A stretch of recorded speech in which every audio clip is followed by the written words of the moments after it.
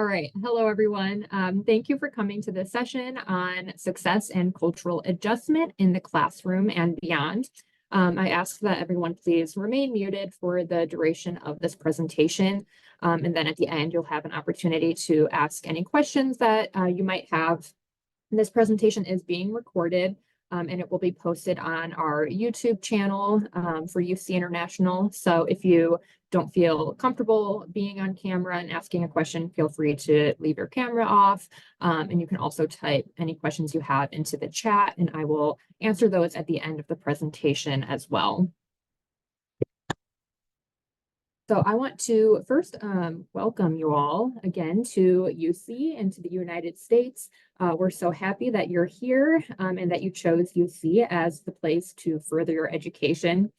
Our office at UC International recognizes what a huge step it is to pursue education in another country.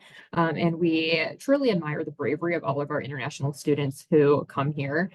We hope that you all feel welcomed, and please know that we are here to support you in any way that we can throughout your time here. So my name is Kelly Plazabat, and I am a program coordinator in the UC International Services Office. Our student services and support team provide social, cultural, and educational activities and programs that serve and connect our international students to each other, to US students, and to Cincinnati and the university. I also serve as an academic support liaison. And so I help students get connected with academic resources, their advisors, and provide workshops on any kind of academic success-related topics that you might be unfamiliar with. So a little bit about me. I am a two-time graduate of the University of Dayton, which is about an hour north of Cincinnati. I graduated in 2015 with my bachelor's degree and 2019 with my master's in higher education. And previously, I've worked as a study abroad advisor, working with mainly US students who are going abroad to study. I've also worked as a residence coordinator for a learning living community of international students and exchange students. And I have taught English as a foreign language at a university in Thailand. So kind of have had different roles in the field of international education. A fun fact about me is I've traveled to around 35 different countries, just with all of the different experiences I've gotten to have through studying abroad and working abroad. And so I love to travel, love to learn about different cultures. So that was a little bit about myself. Today's session is also going to include an introduction of how I can support you, my role as an academic support liaison. I'll give an overview of US academic culture and some tips to navigate some of the differences that you might find in the US higher education system versus the academic setting that you might be familiar with. And then I'll talk about some of the academic campus resources that we have here at UC to support you, and other resources as well that may not be directly related to academics, but could still be, inadvertently affecting how you're doing in the classroom. So some resources to support your mental health and other things like that. And I'll talk a little bit about cultural adjustment as well, getting involved on campus and some of the events that our office has coming up and some other programs and workshops that you can expect to see throughout this coming semester. Then again, at the end, there'll be an opportunity for you to ask any questions. So some objectives for this presentation are for you all to become familiar with US academic culture and support services we have here at the university, identify key strategies for cultural adjustment in the classroom and beyond, and share resources that are available for me to share resources that are available to support your academic and your personal growth. So how can I support you? I can help give you tips for adapting to a new learning environment. When I was studying in university, I studied abroad in Italy for a semester. And as I mentioned, I taught English at a university in Thailand. And so I've also experienced needing to adapt to a totally different education system. That photo there is of me with my students in Thailand. I can also connect you to various campus resources at UC, provide a space for you to voice any of your academic concerns or get you connected with a professor if you're unsure of how to get in contact with them. And I'm also just here to support your overall personal, academic, and professional growth in any way that I can. So I'm going to get into talking about US classroom culture. So I'll talk about what a syllabus is, some information about US classroom environment, what the relationship between professors and students typically looks like, and then I'll touch a little bit on academic integrity and plagiarism. So the syllabus is a document that you'll receive in every class on the first day of class, typically. Sometimes your professor might email it to you in advance. If they do email it to you in advance, make sure you look over it, but your professor will also go over it thoroughly on the first day of class.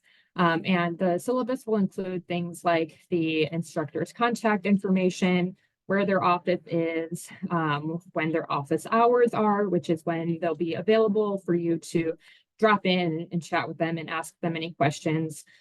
It'll also include their email address and possibly other methods of preferred communication. And the syllabus also includes a description of the course, what will be covered throughout the semester, learning objectives, which are, what is intended for you to learn to take away from the course. And it also includes a schedule of readings and assignments so that you can stay on track or plan ahead, as well as any important dates like deadlines for assignments, exam days, presentation days, or anything like that.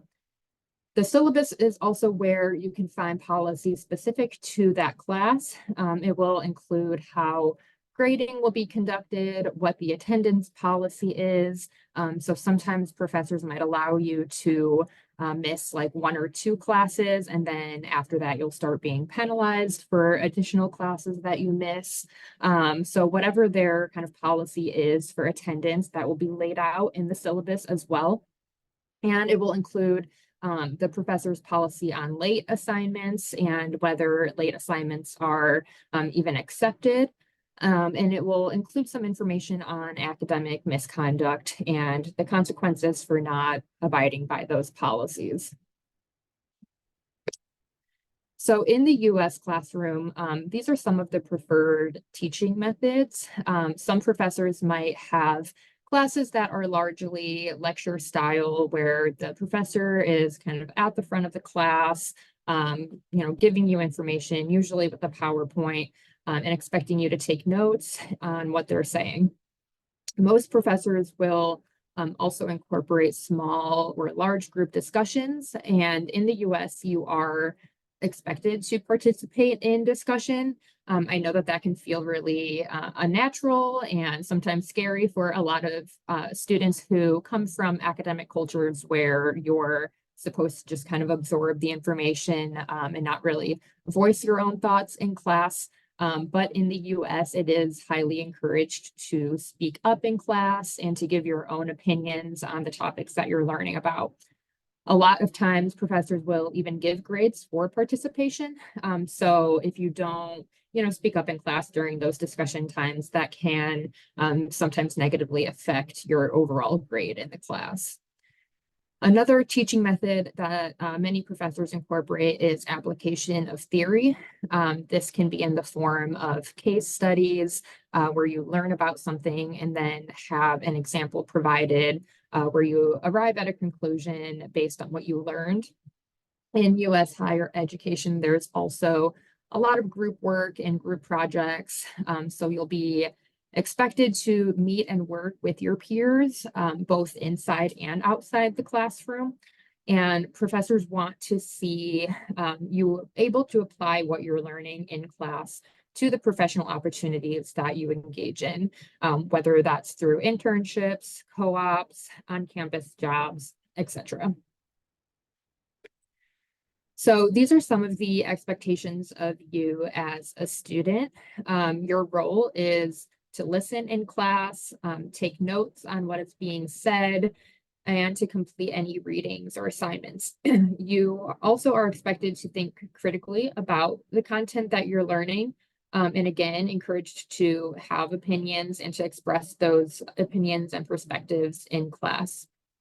So in the US, it is a lot more acceptable to even challenge professors if you don't agree with them, but in a respectful way. But it's just more, I guess, acceptable to kind of have that conversation during class, and if you don't understand something, to ask questions and participate.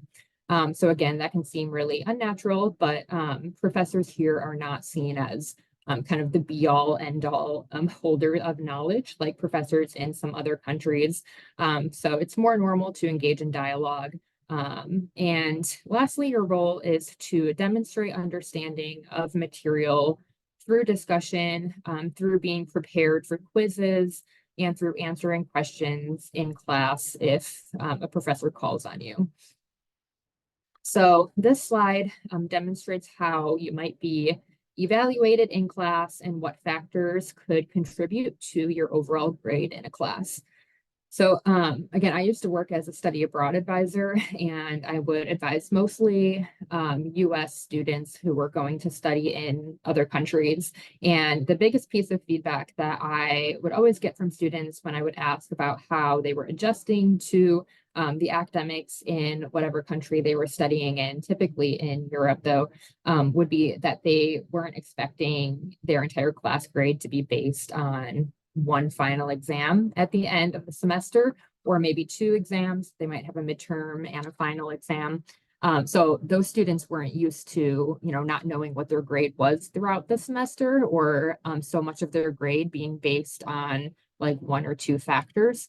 Because here in the US, these are all things that could go into your grade, and you typically have an idea of what your grade is throughout the semester because you're completing assignments, getting grades for those, getting grades for attendance, for any papers that you turn in throughout the semester.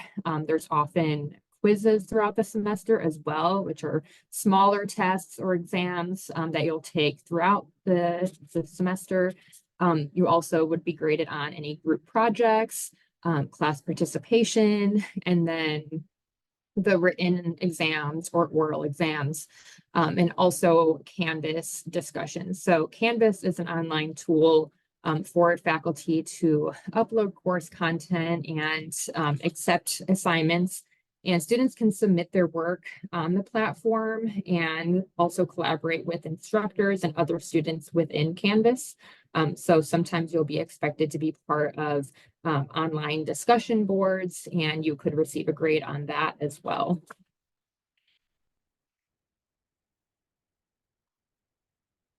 Some of you may be coming from academic settings where the student-professor relationship is a little bit more formal, or some of you might come from academic environments where it's a little bit less formal, or maybe less formal in certain ways and more formal in others. And, for example, when I was teaching in Thailand, my students were a lot more formal in the way that they would address me in person. And the university was a lot more formal in that students had a specific uniform they needed to wear every day. But it was also less formal in other ways. Like students would regularly ask me to hang out with them outside of class or on the weekends. And that was like totally normal. Or instead of emailing me, students would message me on like social media to let me know if they couldn't be in class that day or something. So in the US, relationships between professors and students are basically regarded as a business professional relationship that's based on academic or professional mentorship rather than a familial relationship. So it's less common for professors to engage with students outside of class in kind of like fun or casual ways. It's more based on classroom or visiting their office hours if you have questions, but overall kind of a more business type relationship. And in the US, email is the best method to communicate with professors. When you email your professor, make sure that you always start by addressing it to them and letting them know who you are, because they have a lot of students, and it's always helpful to introduce who you are to them at the start of your communication. And also make sure that you are regularly checking your email, as that's how people at the university are going to be communicating with you about a lot of different important information. If you're unsure of how to address your teacher, in general, start by calling them professor, unless they ask you to call them by another title, or if they sign their emails off with a different title in front of their name. Some professors might prefer that you call them by their first name, but just only do that if they tell you to, and if you know that that's what they prefer to go by. The classroom dress code in the US is very informal. It's not uncommon for students to, wear sweatpants or t-shirts to class. I know that can be kind of different compared to some other cultures, but always just wear, what you're most comfortable in. Professors schedule weekly office hours, and it's good to introduce yourself early on in the term, so that way you feel more comfortable if you need to talk about a problem later on with your coursework, or if you want to visit their office hours. It's always good to introduce yourself early on so that they know who you are.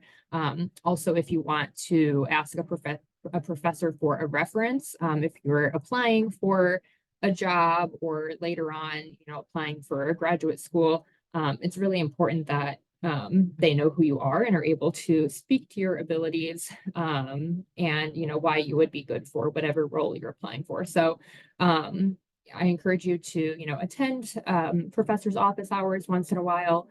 Spend some time making sure that they know who you are, so that you do have that person able to be a reference and can speak to who you are later if needed.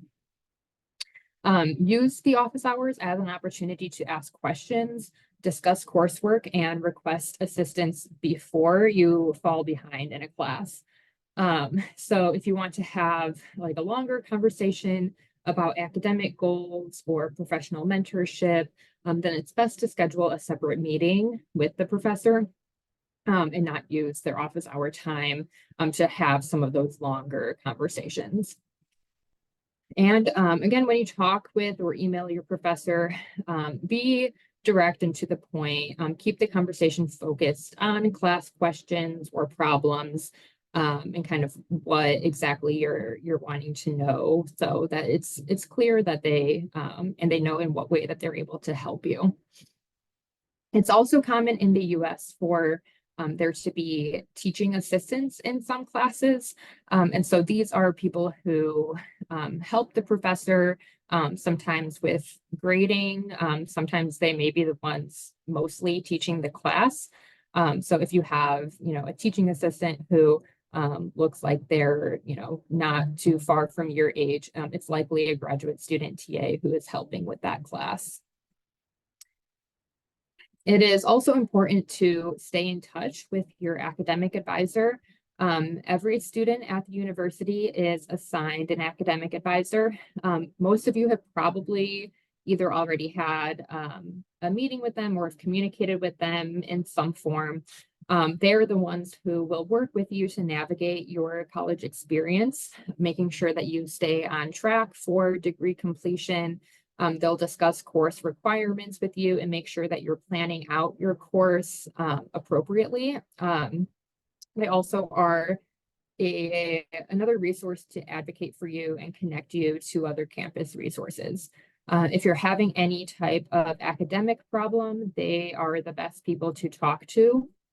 And you can schedule an appointment with your academic advisor via My Bearcat Network, or you can email them directly. If you don't know who your academic advisor is, you can find that information typically in your student accounts. I think it's possibly in IBG, but definitely in My Bearcat Network and and Catalyst as well. So most UC accounts that you log into, you should be able to find information about who they are and what their contact information is. If you don't know who your academic advisor is or how to find that, or get into any accounts, then please feel free to reach out to me and I can help you figure out who that is.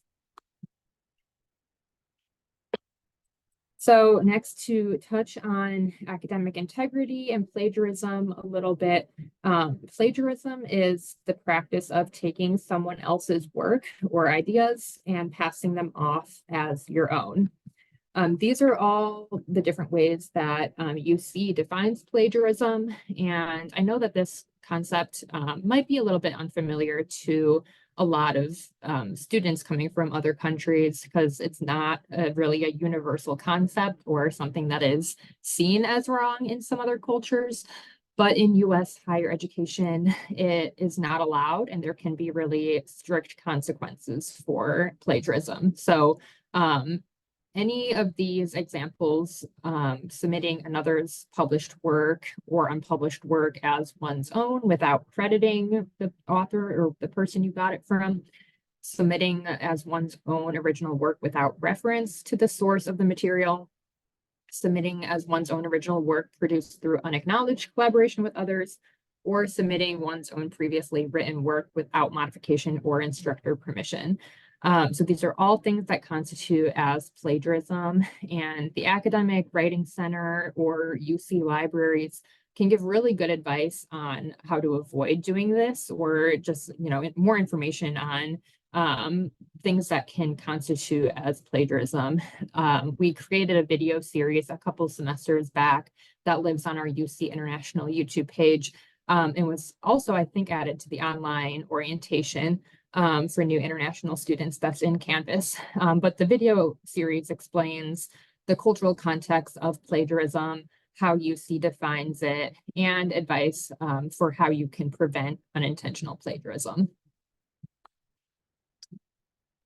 So next, I'm going to go over some other academic campus resources. First, I want to emphasize, before even getting to the various resources on campus, that you should use these resources. These are all things that are free to UC students and that can help you with a variety of different topics or issues that you might have. So these are, again, some of the best academic resources at UC. I already talked a little about your academic advisor and what they can assist you with. The UC Libraries is also a great resource for research support, borrowing materials or books, and there's dozens of subject librarians who can help you find information on specialized subjects. The Learning Commons are kind of a hub of a ton of different academic resources on campus. I have a few of the services that they offer listed here on the slide, but there's a lot more that they offer as well. They have peer tutoring if you need help with a specific subject. They also offer academic coaching, which is helpful for students who maybe don't need help in one particular subject, but need help just kind of overall getting organized and learning to be efficient with study time. The Learning Commons also houses the Academic Writing Center, which provides free writing assistance. They also host success skills workshops, which I'll talk a little about on the next slide. So at UC, we also have, oh, sorry, it's, this is the next slide. So we have at the Learning Commons, again, these different success skills workshops. So these are some of the different ones that they offer, and these are free 1-hour sessions on various topics. So this is not a comprehensive list, but just some examples of what they offer. And you can find the full list of sessions, including times and how you can register for these sessions, on the Learning Commons website. So if you just Google University of Cincinnati Learning Commons, you can pull up their website and pull up a full schedule of their sessions. At UC, we also have various resources that give English language support. So I want to touch on a couple of these. So the Center for English as a Second Language is an academic unit on campus that provides English as a second language courses to international graduate and undergraduate students.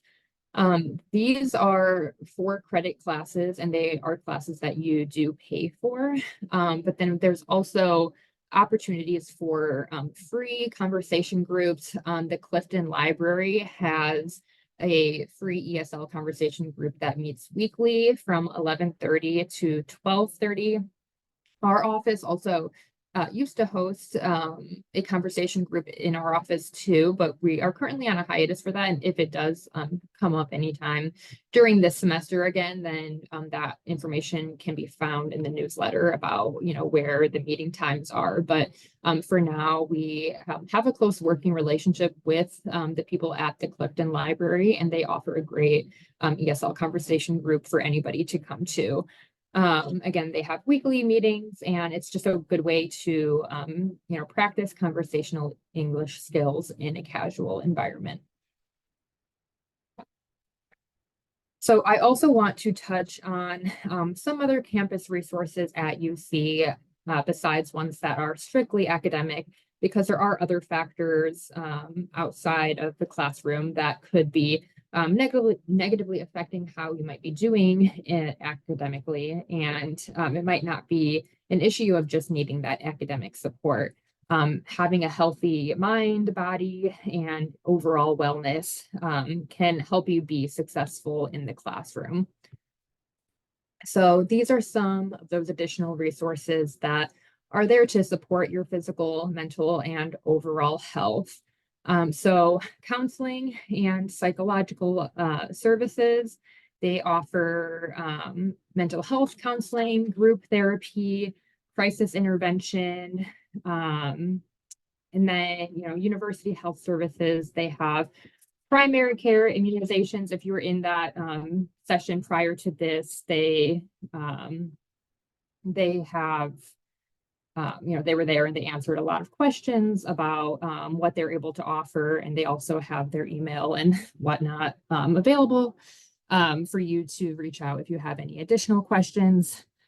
The Student Wellness Center is a center on campus that also offers support for overall wellness outside just prescriptions or mental health counseling. They offer sessions on alcohol education, financial wellness, how to just have healthy relationships with others. And then campus recreation, they also are a free opportunity for students. If you have a student ID, you're able to go to campus rec. You can take fitness classes there. Excuse me. They have intramural sports, personal training, and most of these things are free to use their facilities. Some of them you do have to pay a small fee for, such as joining an intramural sports team.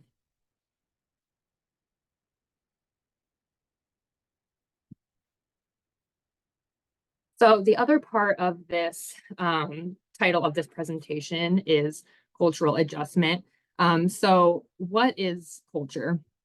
It's been defined as the shared assumptions, values, beliefs, and interpretations of a group of people, which result in characteristic behaviors.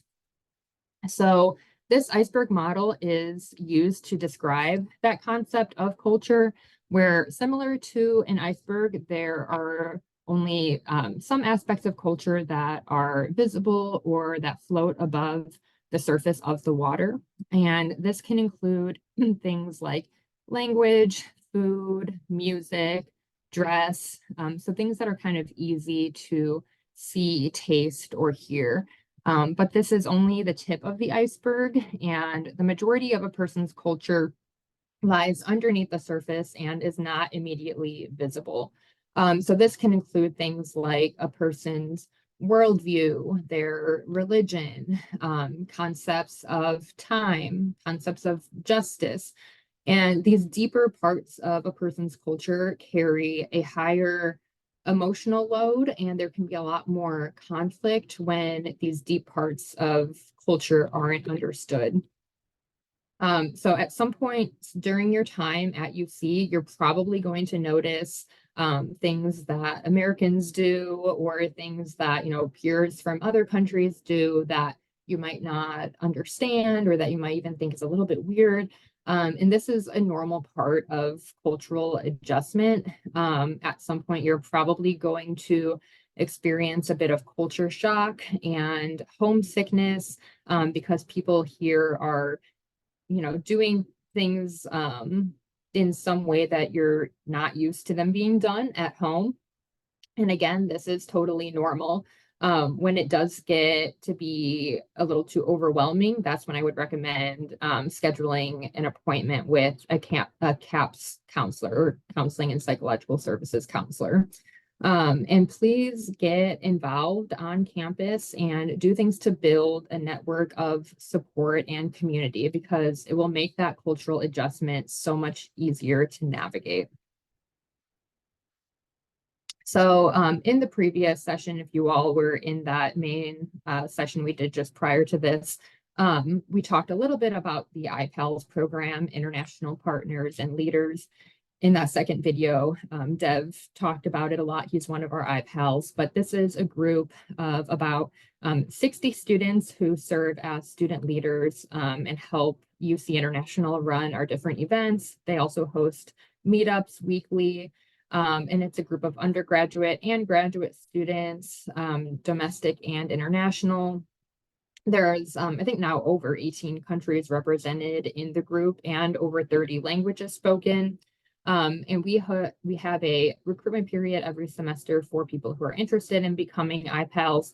So information about that will likely go out in March. But it's just a really great group to be involved in, or to just, come to our different meetups we host on campus or in Cincinnati, to get to know the area and to get to know other students better. So these are some of our upcoming events that our office is offering. We have our new International Student Bowling and Pizza event that is happening tomorrow on Saturday. So I think I see some of the names that are in here look familiar from the roster. So I think some of you are already planning to come to that, which is great. And if you are not already signed up for that and would like to, I think we still have a couple of slots left. And there's information on how to register for that on the main orientation website that I think you all have probably been emailed a bunch of times and have access to. We also will be having a campus scavenger hunt on January 11th.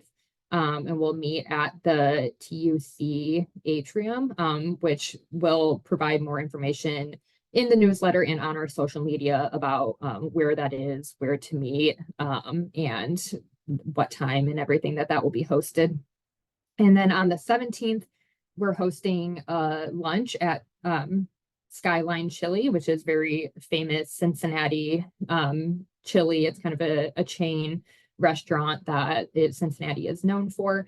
And that lunch will be an opportunity to get together with the UC International student support team. So myself and Katie, who was in the previous session, as well as our assistant director, Lori, and our graduate assistant will all be there, and you'll be able to come and just hang out with us and eat some chili.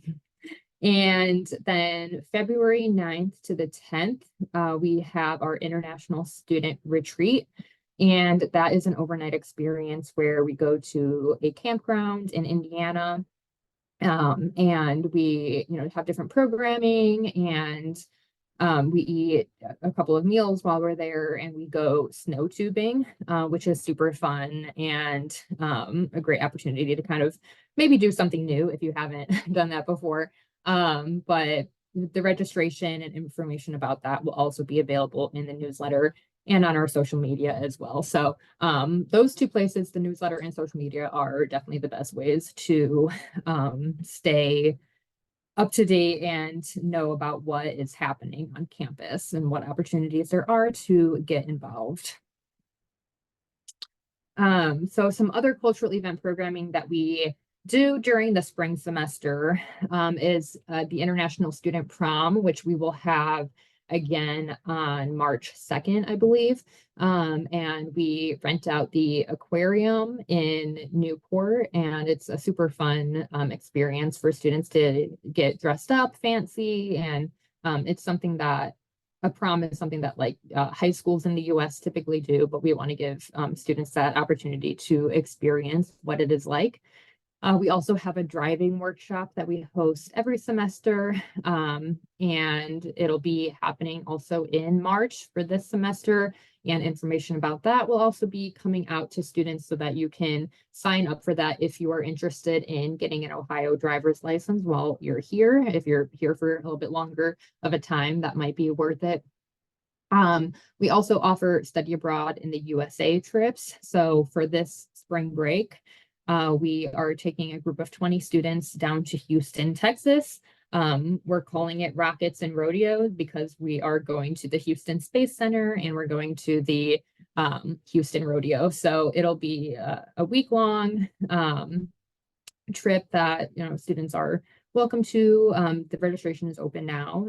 So I'm sure you saw information about that in this past newsletter that came out this week. And if not, then it'll be, in the next couple of newsletters. So again, if you're not already following UC International on social media, highly recommend it. That's where you can find a lot of information. So this is our Facebook and our Instagram, which are the things that we use the most, especially Instagram. And then we also have our iPals social media handles up here as well. And again, we also use Instagram a lot. So that is the best way to stay up to date with what activities and events we have and workshops and things that are coming up. So some of the presentations, workshops that I typically do in a semester and that you can expect to see are this presentation, Success and Cultural Adjustment in the Classroom and Beyond. We also usually partner with UC libraries to give presentations on academic integrity and plagiarism prevention. But that is also, I've mentioned that video series that lives on our YouTube page as well. You can always refer to that if you would like some additional information in that area. And then we also do resume cover letter workshops and business etiquette experiences. So this semester in March, we're doing a business experience where we're partnering with the Bearcat Promise Career Studio and doing like mock interviewing practice and mocktail party. So that's a great opportunity to kind of get some practice in the professional area. And then we also host library workshops and tours. And if there's any type of academic related topic that you would like to learn more about, then just let me know and I will, see if there is a way that I can do it or can partner with someone at the university to have a session where you can learn more about whatever academic topic you are interested in. So this is some information on how you can contact me. Our office, again, is in Edwards Center 1, Suite 7148. If you're looking to meet with me at any time specifically, then it's best to schedule a time in advance because I'm not inside, excuse me, I'm not inside the office every single day. So it's best to schedule. You can call me at that phone number or my email is also listed here as well. So that is all that I have for this presentation. Thank you again for joining. I hope you were able to learn a little bit about US classroom culture and cultural adjustment and about what we have coming up for you all to get involved in. So thank you again. And I will take any questions now if there are any questions.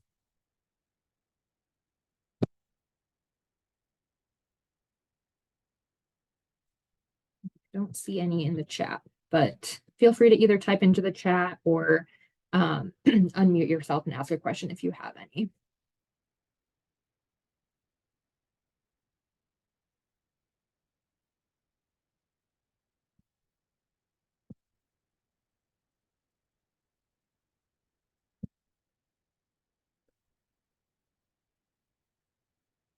I'll also type my email in here again in case you want to.